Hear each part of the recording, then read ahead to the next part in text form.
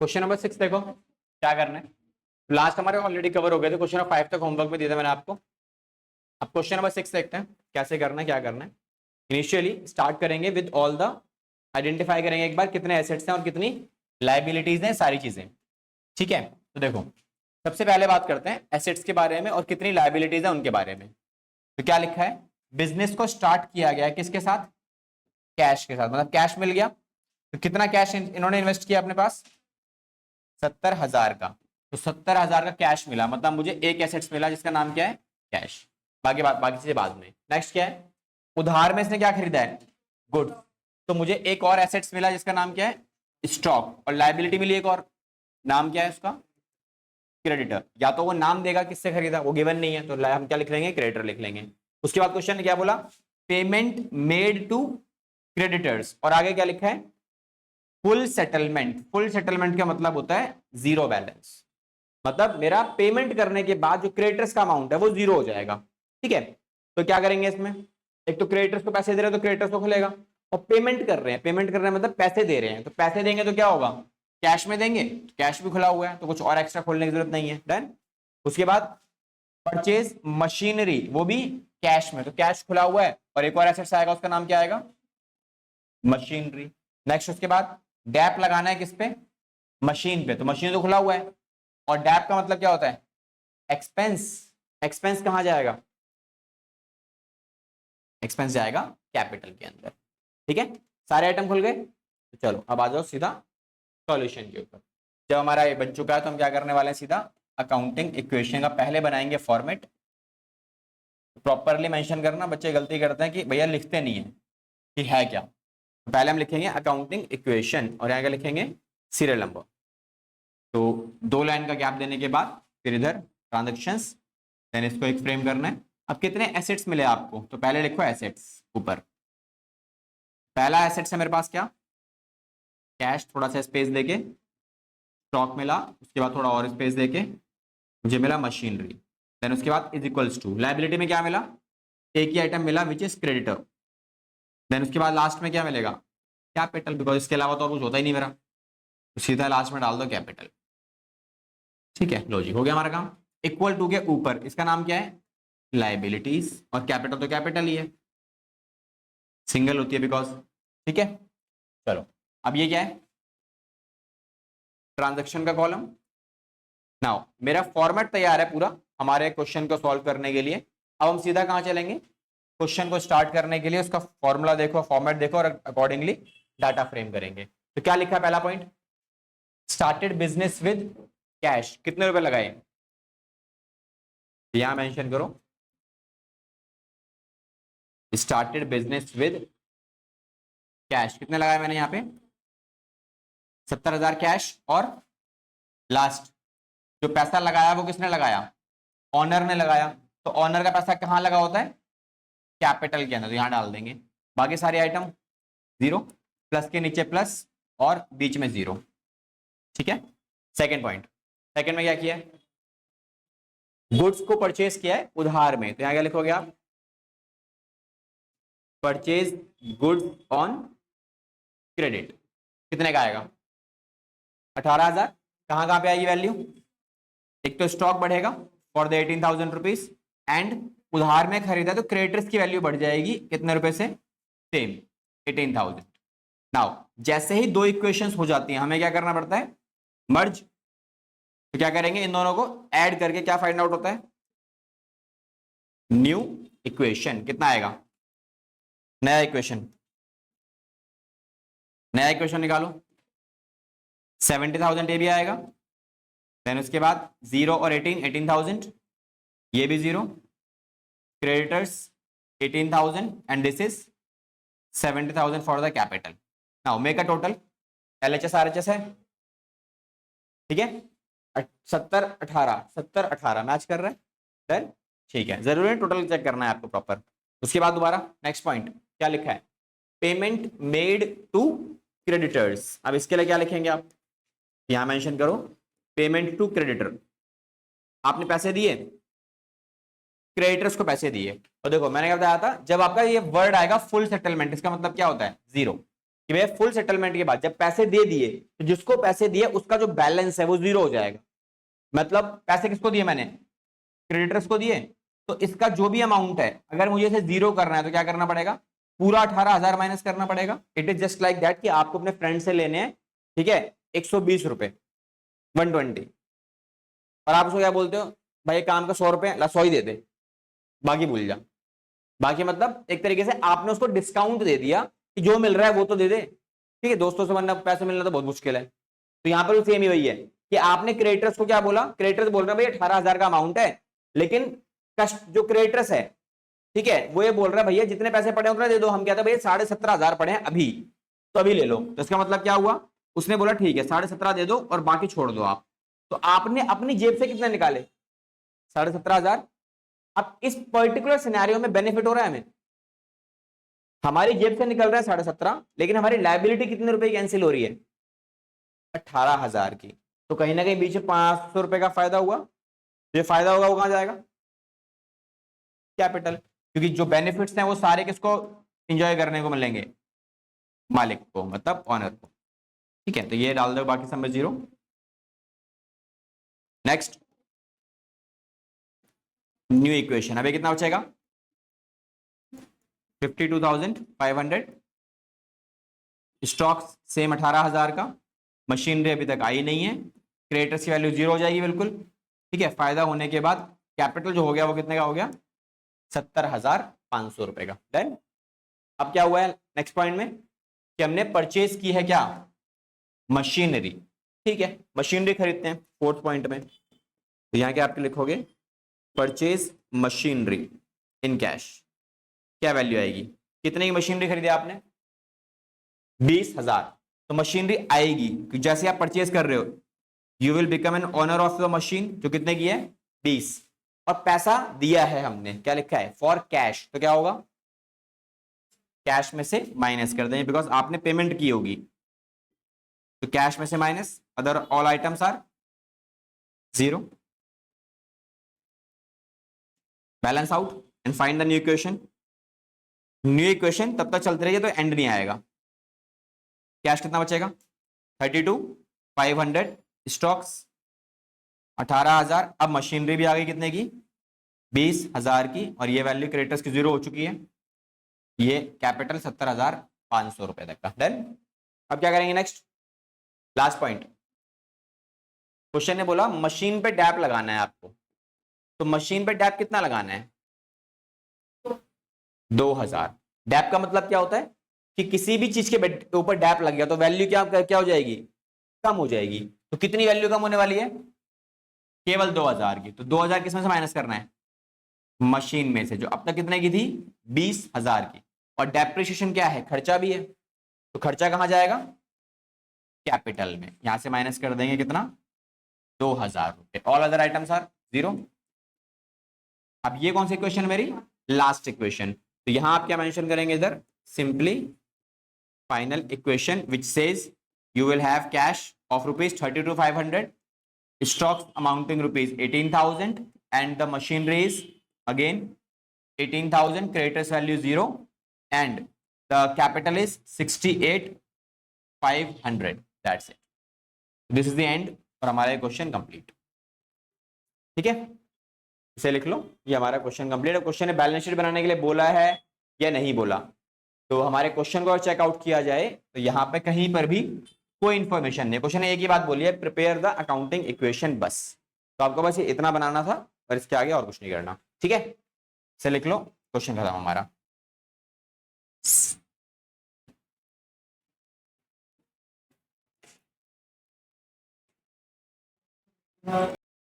देखो next question, question number 8, बस उसमें ना एक छोटा सा पॉइंट है, उसको स्टार्ट करने से पहले ना कुछ चीजें लिखवा रहा हूँ, ये चीजें मेंशन कर लो।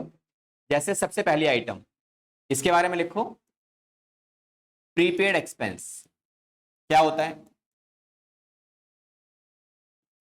प्रीपेड एक्सपेंस का मतलब क्या होता है, एडवांस एक्सपेंस बोल सकते हो आप इसे, कि खर्चा हमने किसके लिए कर दिया, एक्स्ट्रा कर दिया, एडवांस कर दिया। अच्छा, इसका रिलेशन किस वाले ईयर से है, ईयर वाइज। ईयर वाइज अगर बात करें तो इसका कनेक्शन किस साल से है, नेक्स्ट ईयर से है इसका कनेक्शन। ठीक है, अब अगर ये नेक्स्ट ईयर से कनेक्शन है इस वाले का, और एक और ले लेते हैं जैसे यहाँ पे आप दूसरा, दैट इज आउटस्टैंडिंग एक्सपेंसेस। क्या होते हैं आउटस्टैंडिंग एक्सपेंस? इसको हम क्या बोलते हैं? Expenses due but not paid.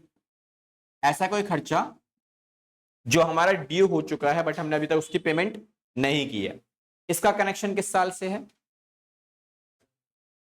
Current year से, बिकॉज करंट ईयर में तो फायदा मैं ले चुका हूं ना इसका, तो इसीलिए इसका कनेक्शन कहां पे हो गया? करंट ईयर से। ठीक है, इसके बाद आगे आज दोबारा आ जाओ। एक होता है मेरे पास एक्रूड इनकम। एक्रूड इनकम को हम आउटस्टैंडिंग इनकम भी बोल सकते हैं, कि एक ऐसी इनकम जो जनरेट तो कर ली गई है बट मिली नहीं है अभी तक, तो इसे हम क्या बोलेंगे? और ये किस साल से कनेक्टेड है? कनेक्शन किस साल से है इसका? करंट ईयर से, बिकॉज करंट ईयर में भाई आपने तो एज अ बिजनेसमैन अपना अपना एफर्ट्स तो कर दिए, काम पूरे कर दिए, फिर सामने वाला बंदा पैसे नहीं दिया उसने अभी तक, तो आपके लिए क्या है? ये करंट ईयर से कनेक्शन है इसका। ठीक है, नेक्स्ट उसके बाद कोई भी इनकम अगर आपको एडवांस में मिल रही है, इनकम रिसीव इन एडवांस, तो कोई भी इनकम अगर एडवांस में मिल रही है तो उसका आप क्या बोलोगे? ये क्या हो सकता है? एडवांस इनकम हो सकती है। इसका कनेक्शन किस साल से है? जाहिर सी बात है नेक्स्ट ईयर से ही होगा। ठीक है, क्योंकि एडवांस अगर कोई चीज मिलती है तो नेक्स्ट ईयर से आती है। अब इन सबको लिखवाने का मेरा मोटिव क्या है? इन सबको लिखवाने का सिंपल सा मुद्दा ये है कि इनमें से कोई ना कोई आइटम एसेट्स है और कोई ना कोई एक्सपेंस है, तो आपको ना आइडेंटिफाई करना है कि कौन सी आइटम इसमें से एक्सपेंस है और कौन सी आइटम इसमें से आपका एसेट्स है और कौन सी आइटम लायबिलिटी है। बताओ। प्रीपेड एक्सपेंस एसेट्स में जाएगा, लायबिलिटी में जाएगा? एसेट्स। क्यों? क्योंकि आपने तो खर्चा कर दिया लेकिन उसका फायदा आपको मिलना अभी बाकी है। That means this is the assets for the business. ये हमारा फायदा हो गया, है ना, एसेट्स का पार्ट है। डन। अच्छा, इस वाले में आउटस्टैंडिंग एक्सपेंस क्या होता है? एक तरीके की लायबिलिटी, कर्जा है मेरे लिए, तो हम इसे लायबिलिटी में रिकॉर्ड करेंगे। देन उसके बाद एक्रूड इनकम क्या है? एक्रूड इनकम लायबिलिटी नहीं है, एसेट्स का पार्ट है, क्योंकि आपने जो मेहनत कर दी आपको उसका फल नहीं मिला अभी तक। आपको पैसे मिलने चाहिए ना, जो आपने तो काम कर दिया अपना, ठीक है, और सामने वाला बंदा पैसे नहीं दे रहा आपको, तो जो पैसे मिलने चाहिए वो आपके हो चुके हैं ना। You have established a right to receive the amount. इसका मतलब पैसा तो आपका होना चाहिए, तो वो क्या है आपके लिए? एक तरीके का एसेट्स बनेगा। इनकम रिसीव इन एडवांस क्या है आपके लिए? कर्जा है या एसेट्स है? क्यों?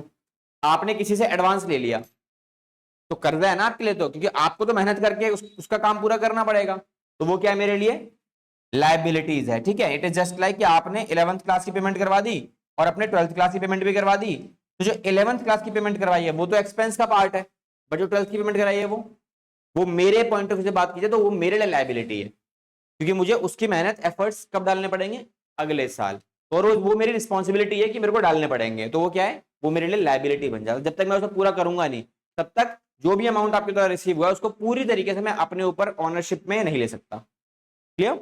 अच्छा, अब इनमें से एक बात बताओ कि कौन सा आइटम कैपिटल में से माइनस होगा और कौन सा कैपिटल में से माइनस नहीं होगा। ये इंपॉर्टेंट फैक्टर है। ठीक है, किसको आप कैपिटल में प्लस करोगे, कैपिटल में माइनस नहीं करोगे, इसको और किसको माइनस नहीं करोगे? बताओ। क्या प्रीपेड एक्सपेंस कैपिटल में से प्लस माइनस होना चाहिए? नहीं। क्यों? क्योंकि इसका कनेक्शन किस साल से है?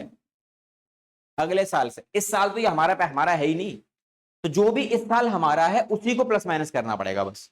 जैसे ये क्या है? आउटस्टैंडिंग एक्सपेंस, इसका मुद्दा किस साल से रिलेटेड है? करंट ईयर से। तो करंट ईयर में मार्केट में हमारी वैल्यू कम हो जाएगी अगर आप किसी पैसे नहीं दोगे, तो जाहिर सी बात है, तो ऑनरशिप वैल्यू गई। ठीक है, मतलब कैपिटल गई। देन उसके बाद एक्रूड इनकम, आपने काम कर दिया तो मार्केट में हमारे नाम का कोई बंदा घूम रहा है, दैट मींस वो कैपिटल को जनरेट करेगा, और करंट ईयर का ये तो कैपिटल में ऐड होगा, तो कैपिटल में हम इसे इस वाले को क्या करेंगे? माइनस इस वाले को ऐड, बिकॉज ये इनकम है और ये एक्सपेंस है इसीलिए उसे माइनस कर दिया। क्या ये माइनस होगा या प्लस होगा? इंटरेस्ट भी मिलेगा या देना पड़ेगा, डिपेंड करता है ना। तो क्वेश्चन देगा इंटरेस्ट रिसीव हुआ है तो इनकम है, इंटरेस्ट पे किया है तो एक्सपेंस है। ठीक है, डिपेंड करता है इस साल का है अगले साल का है।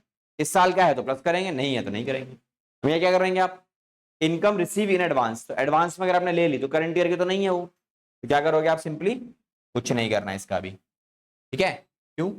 It is not related to current year, ये अगले साल का है, अगले साल देखेंगे, अभी नहीं। ठीक है, ये टेबल बना लो, बिकॉज इस टेबल के ऊपर आपके बुक्स के 2 से 3 क्वेश्चन आराम से फ्रेम हो जाएंगे, और ये पॉइंट ऐसे हैं जो आपको कहीं नहीं मिलेंगे बुक्स में। ओके, ये सब लिख लिया।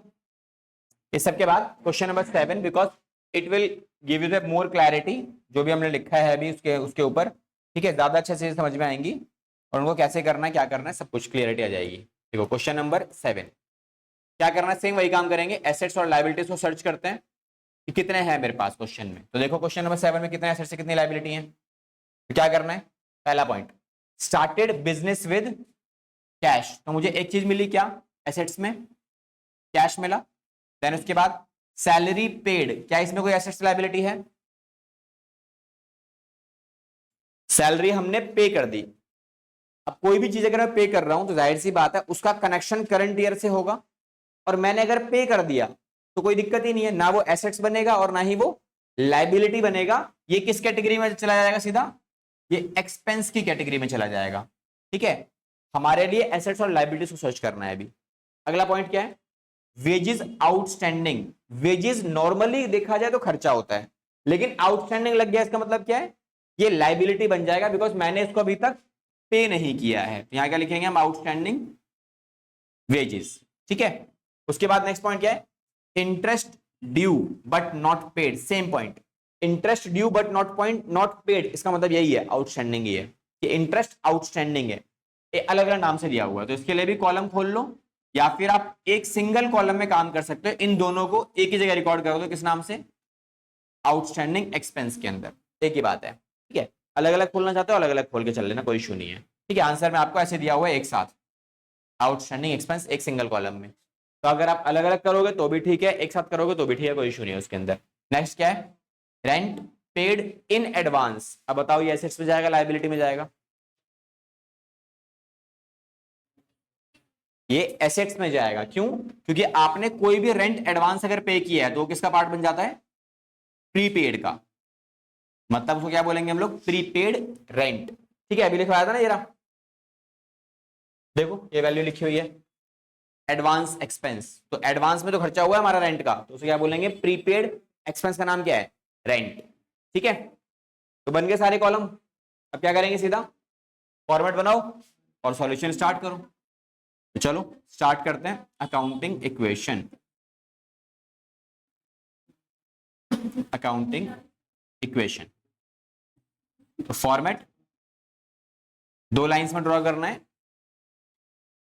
ट्रांजैक्शंस 2 लाइन यहां डाल दो, देन उसके बाद एसेट्स।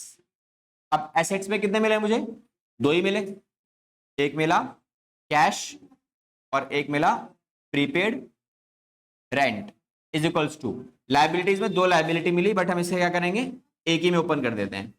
तो आउटस्टैंडिंग एक्सपेंस प्लस कैपिटल, ऊपर वाली इक्वेशन पूरी करो, outstanding expense is your liabilities and capital तो कैपिटल ही है।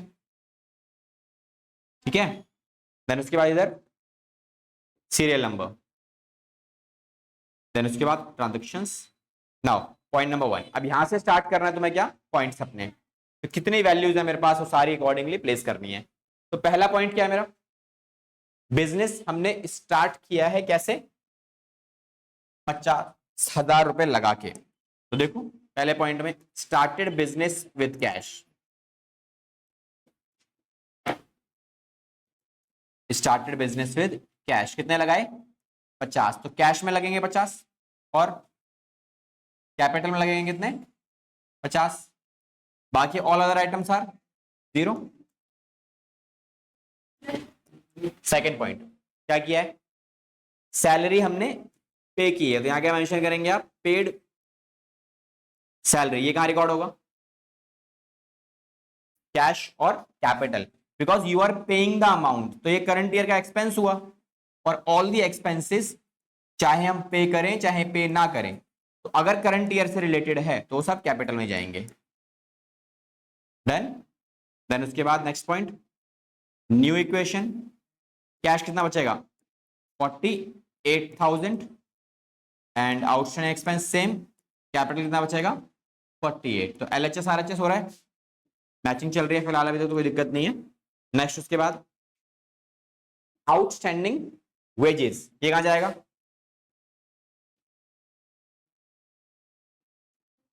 आउटस्टैंडिंग वेजेस लायबिलिटी होता है, तो आउटस्टैंडिंग एक्सपेंस के कॉलम में डाल देंगे, कितना अमाउंट है 200। एंड आउटस्टैंडिंग वेजेस किस साल से रिलेशन रखता है, करंट ईयर से या नेक्स्ट ईयर से, करंट ईयर से, तो कहां जाना चाहिए लायबिलिटी में माइनस 200 रुपए, all other items are zero. Then इसके बाद न्यू इक्वेशन कितना आने वाला है, ये कितना आएगा कैश 48,000 रुपीज का, and this is zero, outstanding expenses 200, and then last 47,800। Now make a total and find LHS RHS। हो रहा है मैच, ये 48 और इधर 48, हो गया मैच दोनों तरफ। ठीक है, अब आ जाओ नेक्स्ट पॉइंट पे। नेक्स्ट पॉइंट क्या है, interest due but not paid, same treatment ऊपर वाले की तरह, क्योंकि ये भी क्या है मेरे लिए आउटस्टैंडिंग है, कर्जा है, तो कर्जा क्या करेगा कैपिटल को कम करेगा और लायबिलिटी बढ़ा देगा। तो हमने क्या किया, आउटस्टैंडिंग एक्सपेंसेस में ही उसकी वैल्यू इंक्रीज कर दी, कि जो खर्चे पहले आउटस्टैंडिंग में 200 रुपए गए थे अब बढ़कर कितने हो जाएंगे 300, बिकॉज कुछ पैसा मैंने अभी रोक लिया दूसरे बंदे का। तो ये वैल्यू कितनी हो गई, अगेन कैपिटल की वैल्यू कम हो जाती है, लायबिलिटी की वैल्यू बढ़ जाएगी, बाकी सारे आइटम जीरो। देन उसके बाद न्यू इक्वेशन, पांचवा पॉइंट, लास्ट पॉइंट क्या बोला, रेंट पेड इन एडवांस, इसका बताओ ट्रीटमेंट क्या होगा। आपने क्या किया है अभी नहीं, रेंट पे किया एडवांस में, कितना आएगा, एक तो प्रीपेड बनेगा क्योंकि एसेट्स में आएगा, और आपने ना अगर पेमेंट करी है तो जाहिर सी बात है कैश में ही करी होगी ना, तो कैश में से क्या होगा माइनस करना पड़ेगा आपको, बाकी all other items are zero, हो गया हमारा काम। ठीक है, तो यहां क्या लिखोगे आप, prepaid rent, prepaid rent. And last equation आ गई हमारे पास, अब इसे क्या बोलते हैं फाइनल इक्वेशन। तो फाइनल वैल्यू लो जी, ये हो गया हमारे पास, और हमारा मेन क्वेश्चन खत्म, इसे बैलेंस आउट कर दो। ठीक है, क्वेश्चन में बैलेंस शीट मांगी है नहीं, देखो क्वेश्चन में ना हमेशा मेंशन करके देगा कि बैलेंस शीट बनानी है या नहीं बनानी, अगर बनानी है और आपने नहीं बनाई तो मार्क्स कटेंगे, और अगर क्वेश्चन ने बोला बनानी है तो आपको बनानी ही पड़ेगी। तो मेक श्योर क्वेश्चन में देख लेना कि पूछा क्या है क्या नहीं पूछा, बिना पूछा अगर आप बना के आ रहे हो तो टाइम लगेगा, तो टाइम वेस्टेज ही है, बिकॉज उसका होना कुछ नहीं है, ना मार्क्स नहीं मिलने उसके आपको। ठीक है, तो दिस इज द सॉल्यूशन, इसे आप नोट कर सकते हो। ठीक है, बाकी नेक्स्ट क्लास से स्टार्ट करेंगे इससे आगे वाले क्वेश्चंस।